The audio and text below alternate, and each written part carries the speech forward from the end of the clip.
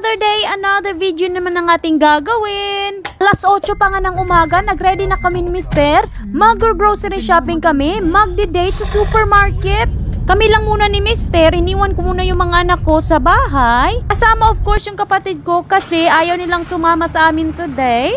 So ito, nakukuha na tayo ng trolley at naglista na pala ako ng mga bibilihin natin ngayon for weekly grocery shopping. Kakailanganin nga pala natin ng potato. So pag summer dito sa New Zealand, yung patatas, yung presyo niya is okay lang. Bumili din pala kami ng mga chocolates. Kakailanganin namin ito ngayon sa Christmas party. Pupunta kasi kami sa Christmas party sa isang Filipino community dito sa kabilang town namin. Kakailanganin din pala natin ng mga chippies ngayon. Yung Doritos nga pala, on special siya, $5. Kung dalawa yung bibilin mo, pag isa naman, $5 din yung babayaran mo. So ito na, kumuha din pala ako ng cereal paborito ni Georgia, tuna, tsaka beans. Kakailanganin din natin ng tomato sauce. Kumuha din kami ng rice kasi alam nyo naman, rice is life tayo. Lahat ng mga anak ko kumakain ng rice, pati na rin yung kapatid ko. Meron din tayo sa listahan flour, harina. Kakailanganin din natin bumili ng sabon, tsaka trash bag.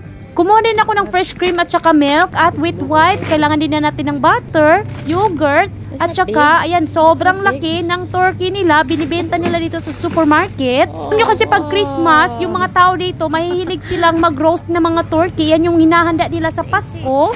Sobrang mahal pa naman ng turkey. At ayan, tingnan nyo, ready na sila sa Christmas. Ang dami ng chocolate. So pagkatapos namin mag-grocery shopping, nagbayad na kami dito. Di na nga pala kami bumili ng mga meat at saka vegetable or mga gulay. Bumili na kasi si Mister sa Auckland. Dinala nyo nung Friday. Ang total na bayaran nga pala namin today is $350. Bumili din kasi kami ng isang basket. Ibibigay namin sa Christmas party. Paparaffle namin ito at sinong lucky winner na makakawin ng Christmas basket.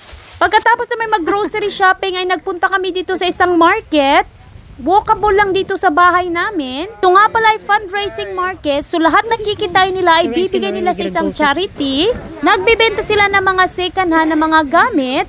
Meron din silang auction at saka meron din sila ditong mga cupcakes. Gustong-gusto talaga ng mga anak ko na bumili ng cupcakes. Si Mister naman ay bumili ng paborito niyang sausage. Why does it smell like? Snow? Is it? Poop, it smells like chocolate. Wow! Pagka-uwi namin ng bahay, kailangan ko nang mag-bake. Magdadala kasi ako ng pipledge ko na pagkain para sa party. So gagawa nga pala ako ng crinkles. Meron ako ditong cocoa powder, brown sugar, white sugar, tsaka oil. Mix ko lang ito together hanggang sa maghalo-halo lahat ng mga sangkap at pagkatapos ay maglalagay tayo ng 2 itlog. Gamit ang electric mixer, ay mix natin ito together. Pagkatapos ay maglalagay tayo of course ng vanilla extract, 1 teaspoon lang at halu-haluin na naman natin ito. Ngayon naman ay mag-add tayo ng flour, baking powder at saka salt, asin.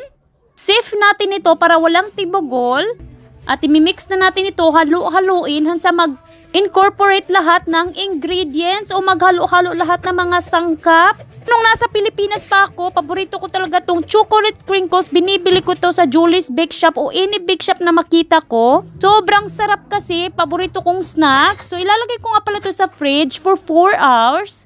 Ngayon naman ay gagawa tayo ng kababayan bread. Alam ko nagawa ko na to before. Ito meron tayo ditong milk, itlog at saka sugar. Mix lang natin ito together. Pagkatapos ay maglalagay tayo ng oil at saka vanilla extract, halu-haluin. Ngayon naman ay magsisift tayo ng 2 cups ng harina. Maglalagay din tayo ng baking powder, asin. Sift natin yung flour para walang tibugol na naman.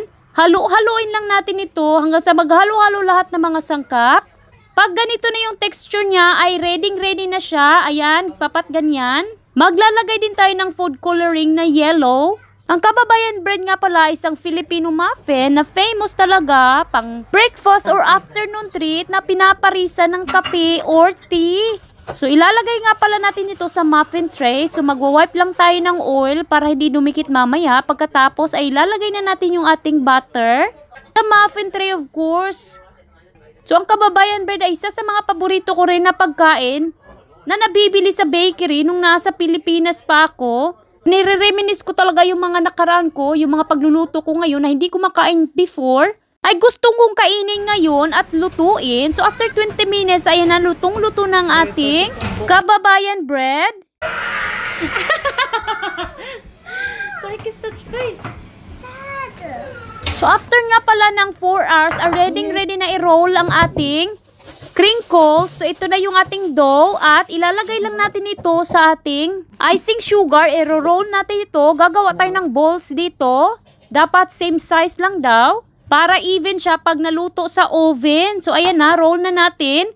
Pagkatapos ay niready ko na pala yung ating baking tray. Ilalagay natin ito.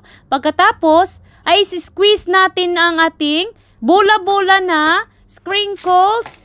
Ilalagay natin ito sa oven. Pagkatapos, while naghihintay ako maluto ang ating chocolate crinkles, ay papile na natin, i-ready na ang ating kababayan bread. Ilagay na natin sa ating tray. So, perfect na perfect ang pagkaluto natin ng kababayan bread today. Hopefully, perfect din yung lasa. After 12 minutes ay lutong-luto nating chocolate crinkles. At ayan na siya, ilalagay na natin together with the kababayan bread. Ready na dalhin sa ating Christmas party tonight.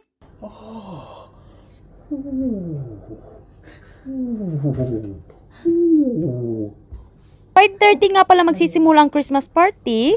Sabi nga pala ni Mister, lagyan ko daw ng more powder sugar yung ating crinkles. So, nilagyan ko ng marami. So, ito na, arangkada na at pupunta na kami sa Christmas party. Sobrang excited ang buong family. So, guys, dito lang muna ang ating vlog at continuation na bukas. So, guys, thank you for watching this video. I hope nag-enjoy kayo at sa susunod naman na vlog. Bye!